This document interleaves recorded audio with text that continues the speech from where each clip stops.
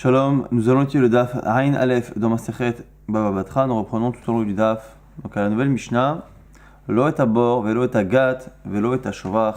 Ici, la Mishnah ne fait que conclure, terminer ce qu'il y avait dans la Mishnah précédente, qui était étudiée de manière. Il y a quelques dapim. Donc lorsque quelqu'un vend un terrain, on avait dit qu'il y a certaines choses qui n'étaient pas incluses dans la vente. Et entre autres, Lo et Abor, le puits, Velo et Agat. Gat, c'est le pressoir dans lequel on presse les raisins, contrairement au betabad, l'oet agat, l'oet ashovach, et pas non plus le shovach, le pigeonnier, ben charevin, ben ishuvin, que ces choses-là soient charevin détruites, c'est-à-dire qu'elles ne soient plus utilisables, ou ben ishuvin, qu'elles le soient encore utilisables. Donc toute la Mishnah quasiment sera composée de parties que l'on a déjà étudiées tout au long du chapitre, puisqu'à chaque fois on a eu besoin de piocher dans les Mishnah un peu plus loin pour comparer et expliquer les Mishnah précédentes. Vesaïr li karlo derech. Divrei Rabbi Akiva, maintenant, lorsqu'une personne vend un terrain et qu'elle ne précise pas qu'elle vend, on a dit, les puits et ce genre de biens qu'il y a à l'intérieur, on a vu que ce n'était pas inclus.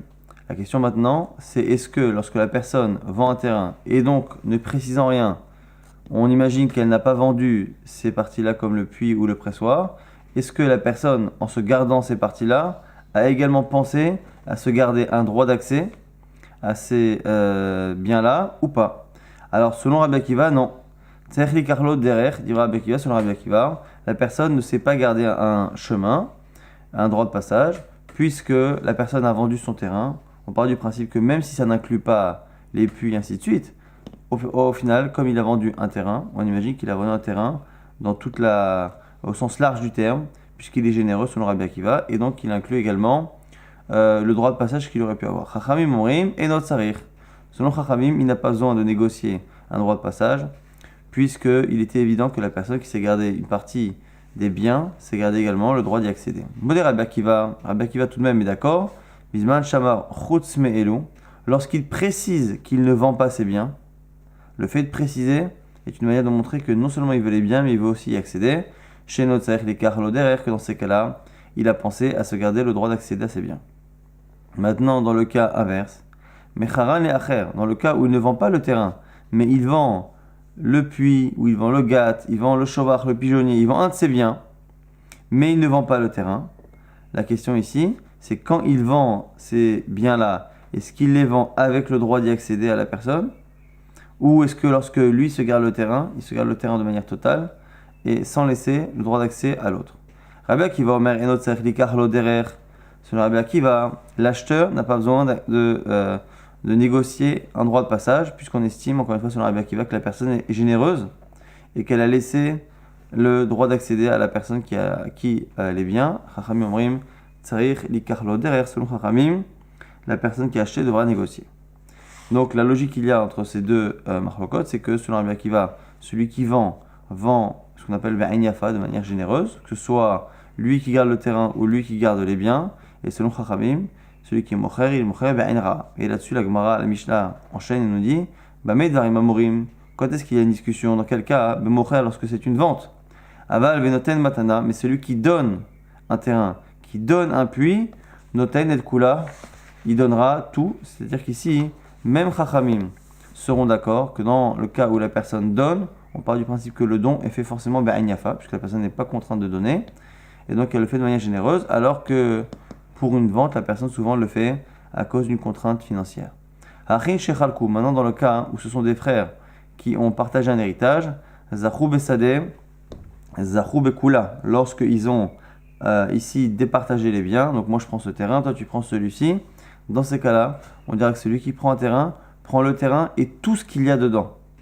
Et de telle sorte à ce qu'on ne puisse pas laisser une partie pour un autre, et avec un droit d'accès, parce qu'on part du principe que les frères veulent se séparer, et avoir chacun un terrain indépendant des autres.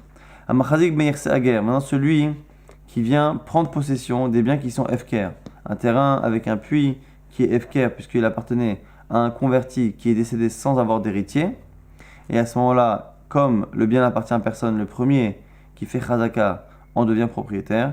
Ici celui qui marzik ben Yerse Ager, et Chazik Besadeh, Chazik Bekula là aussi, le fait de faire Chazaka sur le terrain, faire Chazaka finalement pour tout le terrain et tout ce qu'il y a dedans, même les puits, les gâtes, ainsi de suite. Autre cas, à Magdish et Tassade, maintenant celui qui sanctifie un terrain, c'est-à-dire que il décide que tout le terrain et sa valeur appartiennent au Beth Amikdash. Igdish et Kula, on estime ici que tout le terrain, avec tout ce qui est compris dans le terrain, est inclus. Là aussi, on dira que celui qui vend, donne un don à Kadosh Baruch Hu, à Dieu, il le donne Be'ain Yafa, ici même Be'ain Yafa Yetera, parce que finalement ici il sera même plus généreux que dans le cas d'une vente, parce qu'on a dit que lorsque l'on vend, tout le monde est d'accord que ça n'inclut pas le puits. Simplement, la question c'est est-ce qu'il s'est gardé un chemin pour le puits ou pas. Là ici on va dire que lorsque la personne sanctifie, non seulement elle laisserait le terrain, mais elle laisserait l'accès et en plus elle laisserait même les puits. Magdish et Tasadeh, Igdish et Kula. Cette fois-là on dit que Macha Be'ain Yafa. Rabbi Shimon n'est pas d'accord. Il y a Magdish et Tasadeh, celui qui sanctifie un terrain. Lo Igdish, la seule chose qui est incluse ici dans le Ekdesh et qui ne l'est pas dans le cas d'une vente, c'est les arbres qui sont Charouv et Shikma. Et là, était Charouv à Murkav, Ve'et Sadana Shikma, le fameux caroubier. Et Sadana Shikma, on a dit c'est une sorte de sycomore, c'est un arbre très imposant.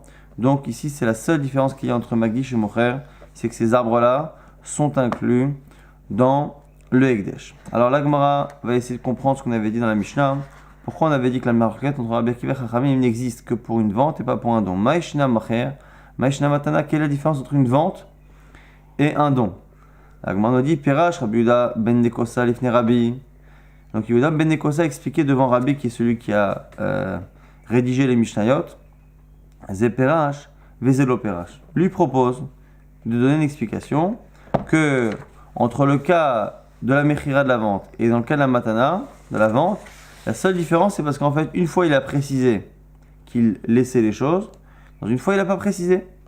Donc dans un cas où, dans le cas du don de la Mishnah, il faudra dire que la personne a précisé je te donne tout ce qui va avec le puits, et dans le cas de la vente il n'a pas précisé. La Gemara dit maintenant je comprends pas. Haïze Perash, Vezelo Perash. Tu as l'impression que dans la Mishnah c'est ça la différence. Zelo Perash, Vezelo Perash. Quand tu regardes la Mishnah, tu vois bien que pas du tout. Dans un cas où il n'a pas précisé, simplement sur le cas où on n'a pas précisé, la Gemara dit attention, il y a une différence entre Mecher, la vente, et Matana, le don. Et là, Ze Hayalo le Faresh, Veze Lo Hayalo le Faresh. Donc ici, on précise la kavana de Yehuda ben Nekosa qui n'a pas pu dire quelque chose aussi étrange.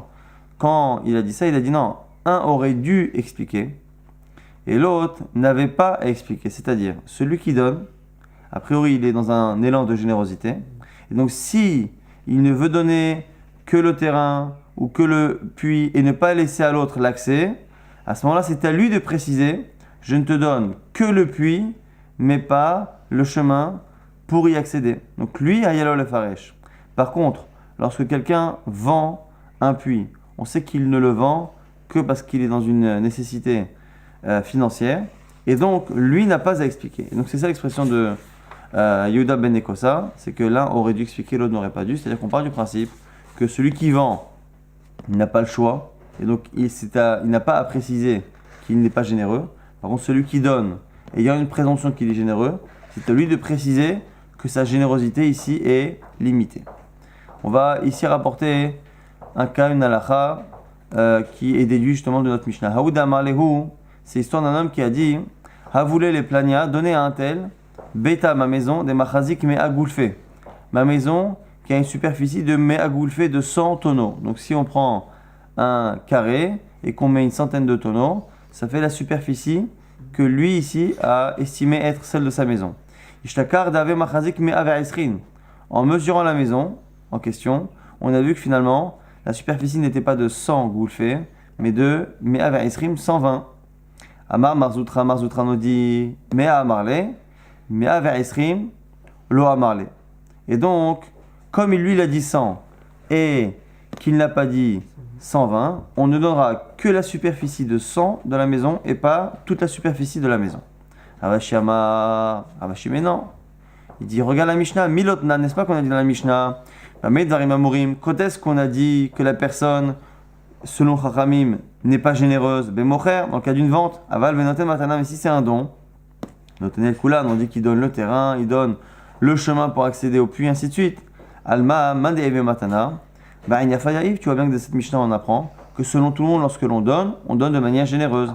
Achanami, pareil chez nous, Man de'im matana, be'ain yafa yaif, celui qui donne toujours de manière généreuse. Et donc, lorsque la personne a dit je donne ma maison qui a une superficie de 100 goulfés, même si elle fait 120, finalement, lui, évidemment, il veut donner toute la maison. Lorsqu'ici, on a un doute sur 100 ou 120, on imagine que la personne est généreuse et qu'elle a donné toute la maison. La partie de la Mishnah qu'on va étudier, c'est Magdish et Tasadeh, Igdish et Kulam, Vani Marloket, Rachamim, Rabbi Shimon. Est-ce que lorsque quelqu'un sanctifie un terrain, est-ce qu'il sanctifie tout ce qu'il y a dans le terrain, même le puits qui normalement n'est pas inclus dans la vente, même le chemin qui normalement dans une vente est lié à une Marloket entre Rabbi Akiva et Rachamim? Igdish et Kulam. Amar Ravuna va nous apprendre une halakha. Falgav de Amur Rabanan, même si Chachamim ont dit, et là ici, la Gemara va rapporter de la Mishnah qui va y avoir dans le prochain chapitre.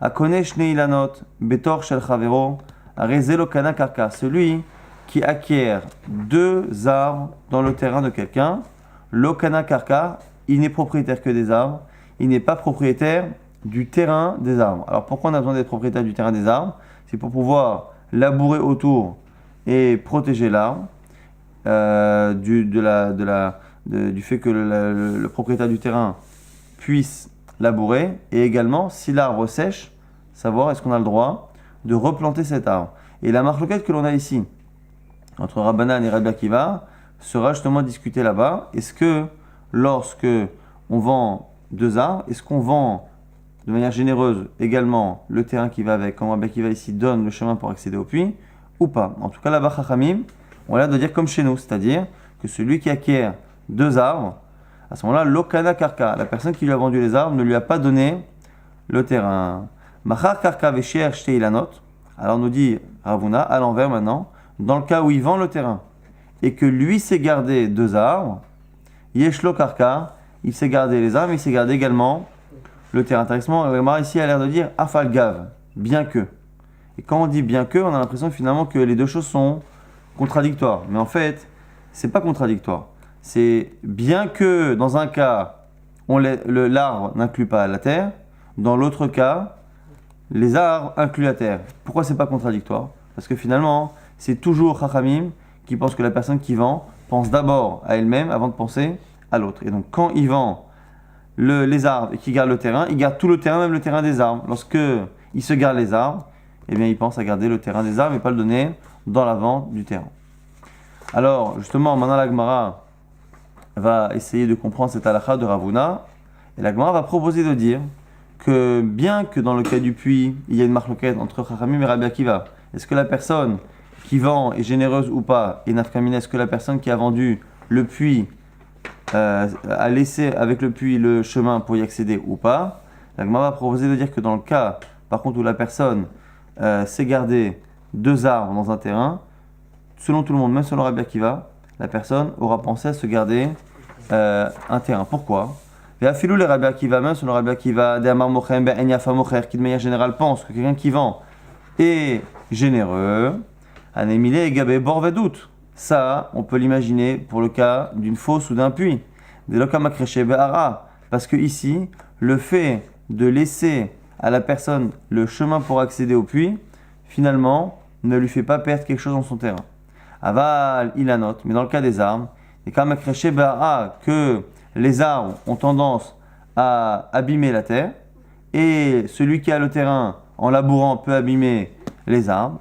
Imita Delochayer, si tu imagines que la personne qui s'est gardé 2 arbres, tu veux dire qu'il est tellement généreux, comme a dit Rabbi Akiva dans le puits, qu'il ne sait pas garder le terrain, quand l'arbre va sécher, les malais l'autre pourra lui dire, Akor Reinanar, déracine ton arbre, Shekol, vas-y, prends-le et va-t'en. Et donc du coup, la Gemara propose de dire que ici, Rabbi Akiva serait d'accord que la personne pense à elle, puisqu'il ne faut pas qu'il soit perdant. Donc là, on a tourné la page, on a Amoud Bet, et la Gemara va objecter à cela. Ne dis pas que Rabbi Akiva est d'accord, parce que regarde, Tnan, regarde notre Mishnah. Rabbi Shimon Omer, Amagdish et Tasadeh lo Ekdish, et la Charouv, Amurkaz, et Saadan, Ashikman. On a vu dans la Mishnah que on a parlé de la générosité du Mocher, c'est une marloquette Rabbi Akiva Chachamim. Après, on a dit que tout le monde est d'accord qu'il y a une grande générosité chez le Noten, celui qui donne, mais tout de même, la générosité s'arrête au fait que je laisse à la personne le chemin pour accéder au bien. Mais si je vends un terrain, si je donne un terrain, Mechila, je n'inclut pas forcément les puits. Par contre, si je suis Magdish, si je sanctifie, donc je donne pour Dieu un terrain, à ce moment-là, on imagine qu'on donne tous les puits, ainsi de suite, ça c'est Chachamim. Rabbi Shimon dit non, la générosité de celui qui est Magdish a des limites, il ne donne que les arbres qui habituellement ne sont pas inclus dans une vente, qui sont ici Charo et Shikma, on a dit des arbres tellement importants qui en général sont déconnectés du terrain. Charo et Shikma, mais Taner Alay, là-dessus on a dit Amar Rabbi Shimon nous dit Mata'am. Pourquoi je pense justement que ces arbres sont inclus? O'il vegankin misede ekdesh. Parce que ils se nourrissent finalement du terrain qui est ekdesh. Donc finalement on a vraiment deux lectures différentes. On a un Chachamim qui pense que celui qui Magdish donne tout. Donc quand quelqu'un donne un terrain, il est généreux, il donne le terrain, il donne les puits, il donne les fosses, il donne les arbres, les pigeonniers, tout. Rabbi Shimon dit non, on donne que les arbres, mais pourquoi? En réalité, il ne veut pas donner les arbres. Il est d'accord Rabbi Shimon qu'à la base, il ne veut pas donner les arbres. Il veut donner que le terrain. Et de la même manière que dans une vente, l'arbre n'est pas inclus dans le terrain quand c'est un charouv et un shikma, parce qu'on a dit que ce sont des arbres qui ont une importance et un statut de bien immobilier à part entière. Dans ces cas-là, Rabbi Shimon dira que puisque ces arbres se nourrissent de la terre et que la terre a été donnée en tant que Ekdesh, il est contraint de donner les arbres puisque les arbres ont profité de quelque chose qui est Ekdesh et donc il ne peut plus en profiter. Mais cela sous-entend que la partie qui est utilisée pour les arbres pour se nourrir est une partie qui est déjà rendue Ekdesh. Ve'is al-kadatar shayure shayem. Mais si tu penses que selon Rabbi Akiva, lorsque la personne se garde des arbres, elle garde à la fois les arbres et à la fois la terre. Quand, selon Rabbi Shimon, la personne à la base ne voulait donner que le terrain et se garder les arbres, il aurait dû se garder les arbres, se garder le terrain, et à ce moment-là, les arbres ne font que puiser leur force dans le terrain qu'il a gardé pour lui. À ce moment-là, Kikeyanke, lorsque les arbres se nourrissent de la terre, Midenafche, Kayanke, ils sont en train de se nourrir finalement de la terre qui lui appartient. Donc la Gemara ici est obligée de dire Rabbi Shimon de Amar, qui est Rabbi Akiva. Non. Rabbi Shimon ici, il pense qu'est Rabbi Akiva, mais Rabbi Akiva finalement, qui dirait à la fois dans le cas du puits et à la fois du terrain que la personne est généreuse, c'est-à-dire que de la même manière que dans le cas du puits, lorsque je donne un puits, je donne le terrain. Ici, quand il donne le terrain et il se garde les arbres. Donc ici, il donne au Ekdesh, il donne le terrain. Il se garde des arbres, mais comme il est généreux, il n'a pas gardé le terrain lui-même des arbres. Et comme il n'a pas gardé le terrain des arbres, puisque c'est le terrain des arbres qui est Ekdesh, qui nourrit les arbres, il est contraint également de donner les arbres. C'est comme ça qu'on peut comprendre Rabbi Shimon en le lisant selon Rabbi Akiva, mais un Rabbi Akiva qui aurait exactement le même type de halakha, le même type de pensée dans le cas de l'arbre et du terrain que dans le cas du puits et du terrain. Et Ravuna, des Amar, Kerabanan. Et ce qu'a dit Ravuna, c'est selon Chachamim. Maintenant la Gemara pose une autre question. Elle dit Kerabanan, Pshita. Au final, le fait de dire que c'est comme Chachamim, c'est Pshita, c'est Pashut. En quoi finalement on a besoin de répéter? On a vu que Chachamim disait que celui qui vend un puits se garde l'accès. Celui qui vend un terrain et qui garde le puits se garde également l'accès, donc il pense toujours à lui, on a vu selon Chachamim. En quoi on a besoin de dire que le fait que quelqu'un qui vende Be'ain Ra'a, lorsqu'il vend des arbres, fait la même chose, puisqu'on a vu qu'à la limite, même Rabbi Akiva, qui pense qu'il est généreux lorsqu'il vend des puits, pourrait penser que dans le cas des arbres, il ne l'est pas. Donc dans le cas de Chachamim, a fortiori, si déjà, lorsque la personne se garde un puits, quand il vend le terrain, il se garde un accès, a fortiori qu'il va se garder un terrain pour les arbres. La Gemara dit Pshita, la Gemara dit non, Nafkamina, tu as besoin de l'enseigner. Des inaflés, adar, chatiléou, pour t'apprendre que si l'arbre sèche ou tombe, la personne a le droit justement de replanter un nouvel arbre. Donc c'est pour ça qu'on avait besoin de transposer cette halakha de la Mishnah chez nous, la transposer dans le cas des arbres, dans le cas où il se gardent justement les arbres. On va rapidement résumer ce qu'on a vu. Donc on a vu d'Alachot qu'on avait déjà vu, on a vu cette marloquette Rabbi Akiva Chachamim. Est-ce que lorsque la personne vend, que ce soit un terrain, que ce soit des puits, est-ce que la personne le fait de manière généreuse ou pas? Donc est-ce que lorsque la personne vend un puits, c'est un puits, tout ce qui va avec, c'est-à-dire le chemin qu'on va accéder? Lorsque la personne vend un terrain, c'est tout le terrain, et même si c'est gardé lui-même un puits, il ne se laisse pas le droit d'y accéder puisqu'il a vendu tout le terrain de manière générale. Selon Rabbi Akiva, toujours on dira que la personne vend de manière généreuse, que ce soit dans le cas d'un puits, c'est-à-dire qu'il se garde un puits en vendant le terrain, ou qu'il se garde le terrain en vendant un puits, et exactement pareil pour les arbres, en conclusion, qu'ils vendent un terrain en gardant les arbres ou l'inverse, on dira, selon Rabbi Akiva, qu'il est toujours généreux, et Chachamim toujours diront l'inverse, et diront que la personne pense d'abord à elle-même, et donc c'est garder le plus de choses pour son confort. Ça, c'est la marque de Rabbi Akiva Chachamim, à la fois dans les puits, à la fois dans les arbres, et on a vu que dans le cas où la personne qui vend dit « je te vends ça, mais je ne te vends pas le puits », c'est pas qu'on a déduit qu'il ne le vend pas, puisqu'en général les puits ne sont pas inclus, mais il a précisé. À ce moment-là, la précision montre qu'il veut à la fois la chose et à la fois tous les droits et les accès dont il a besoin. Donc c'est pour ça que selon Rabbi Akiva, dans ces cas-là, on sera d'accord qu'il aura un terrain. Par contre, dans le cas où la personne donne, on estimera qu'elle est généreuse. Si je donne un puits, je donne l'accès. Si je donne des arbres, je donne le terrain qui va avec. Et après, dans le cas où la personne est Magdish, la personne donne, mais non pas à un homme, mais donne entre guillemets à Kadosh Baruch Hu, donc sanctifier un bien pour Hachem. Là, dans ces cas-là, on est dans un cas de Netina, Be'ain Yafa Yetera, c'est-à-dire que la personne donne avec une générosité extrême. Il y a la générosité qui est une discussion entre Rabbi Akiva et Chachamim dans le cas d'une vente. Il y a la générosité où il n'y a pas de discussion quand c'est un don. Et il y a la générosité extrême dans le cas où la personne est Magdish.